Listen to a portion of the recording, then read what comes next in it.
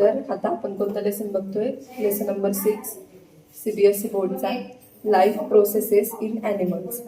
ह्याच्यात आपण काय काय बघणार आहे की ॲनिमल्सचं डायजेशनची प्रोसेस बघणार आहे आणि रेस्पिरेशनची प्रोसेस बघणार आहे. तर सगळ्यात पहिले आपण बघतोय डायजेशनची process. We have learn that nutrition is the process by which living things obtain food. Living things food कुठून ऑब्टेन करतात? तर न्यूट्रिशनच्या प्रोसेसमधून.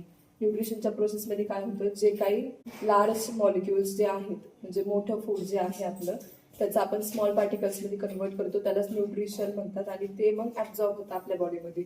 ॲनिमल्सला म्हणजेच जे काही पृथ्वीवरचे ॲनिमल्स आहेत त्यांना न्यूट्रिशन कुठून भेटतं? तर प्लांट्समधून किंवा दुसऱ्या ॲनिमल्सकडून त्यांना न्यूट्रिशन भेटतं. म्हणूनच ॲनिमल्सला काय म्हणतात? कन्झ्युमर्स म्हणतात. आता ही फूड चेन कशी आहे? तर प्लांट्स, हार्बिवोरस म्हणजे काय की जे ॲनिमल्स प्लांट्स खातात त्यांना काय म्हणतात? हार्बिवोरस म्हणतात. हार्बिवोरस मध्ये एक्झाम्पल्स काय येतात? जसं की काऊ, गोट, हे सगळे काय करतात? प्लांट्स खातात, मग त्यांना हार्बिवोरस म्हणतात. कार्निवोरस, कार्निवोरस काय करतात? जे की हार्बिवोरसला खातात. यात कोण येतात? लायन, टायगर, जे काय करतात?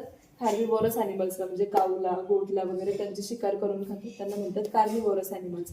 आणि त्याच्यानंतर येतात ओमिनिवोरस ॲनिमल्स. ओमिनिवोरस म्हणजे असे ॲनिमल्स असतात जे की कार्निवोरस, हार्बिवोरस यांना पण खाऊ शकतात, प्लस प्लांट्स पण खातात.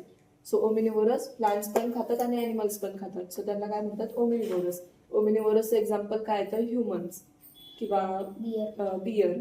Different modes of taking in food, म्हणजे फूड डायजेशनची प्रोसेस चालू कुठून होती? की आपण माउथमधून जे फूड खातो तिथून डायजेशनची प्रोसेस चालू होती.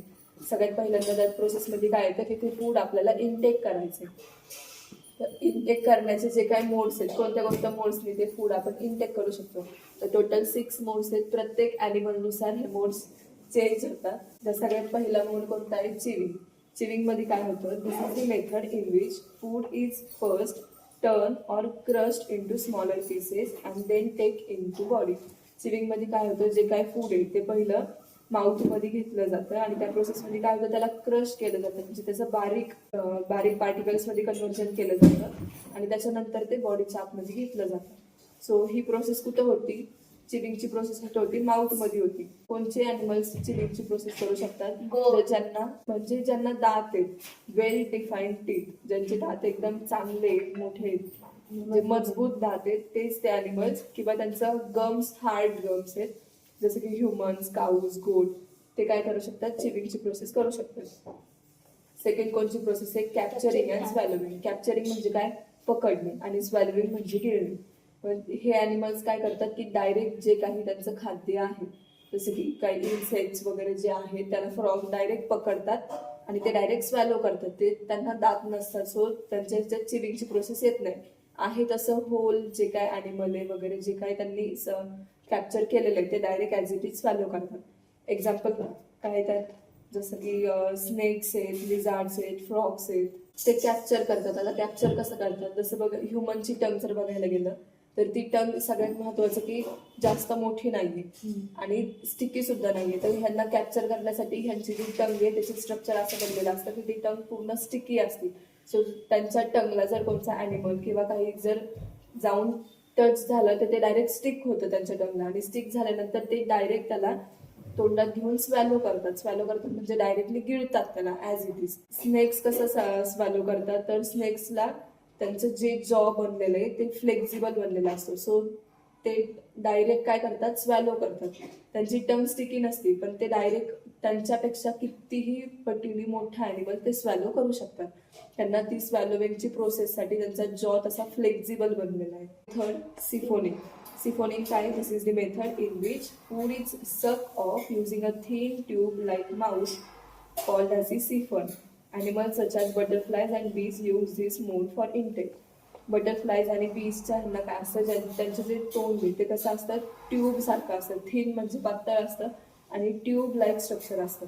तर ते ट्यूब लाईक स्ट्रक्चरने ते काय करतात? सक करतात. ते जे ट्यूब लाईक स्ट्रक्चर आहे त्यांचं फ्लावर्स मधला जे काही ज्यूस वगैरे जे आहे ते इनटेक करतात. त्याच्यानंतर सकिंग प्रोसेस आहे. तर सकिंग मध्ये काय की जे मॉस्किटोज, टिक्स वगैरे ह्यांचे पण तसेच असतात की ट्यूब लाईक त्यांचं माउथ असतं. त्या ट्यूब लाईक माउथने ते दुसऱ्या जे प्रेच्या बॉडीवरती जाऊन ते फ्लुइड सक करतात. प्रे म्हणजे दुसरं ज्याच्यावर ते डिपेंड राहतात, तर त्यांना प्रे म्हणतात. दुसऱ्या ॲनिमल्सवर ते डिपेंड राहतात आणि ते काय करतात की त्यांचं बॉडी जी आहे त्याला जाऊन पंक्चर म्हणजेच त्याच्यात जाऊन होल टाईप करतात आणि ते त्यांचं ब्लड जे आहे, फ्लुइड जे आहे ते डायरेक्ट सक करून घेतात. तर सिफोनिंग आणि सकिंग मध्ये डिफरन्स काय? सिफोनिंग मध्ये हे कशावरून सक करतायत?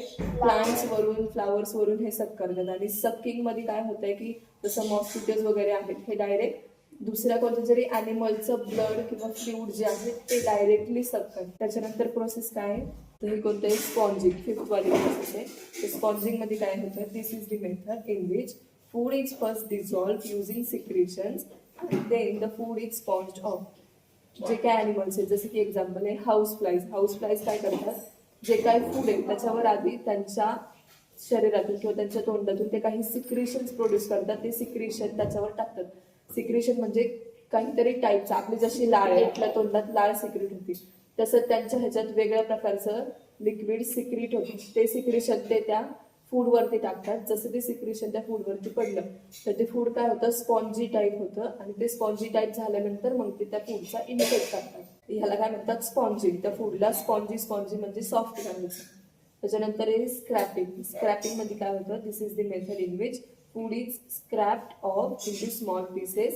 Animals such as the snails use this mode to intake in food as they have tiny teeth-like structures in their mouth that scrap and breaks off pieces of food.